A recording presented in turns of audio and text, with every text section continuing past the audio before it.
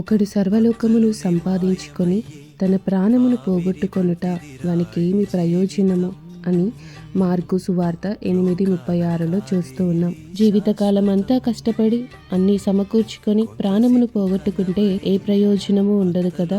అదే రీతిగా ప్రాణము కంటే ప్రయోజనకరమైనది నిత్య జీవం. ఆ నిత్య జీవాన్ని దేవుడు మాత్రమే అనుగ్రహించగలుగుతాడు. కనుక నీవు సమయాన్ని సద్వినియోగపరుచుకొని ప్రభువు మార్గములోనికి వచ్చి నిత్య జీవాన్ని పొందుకోవాలని దేవుడు ఆశిస్తున్నాడు.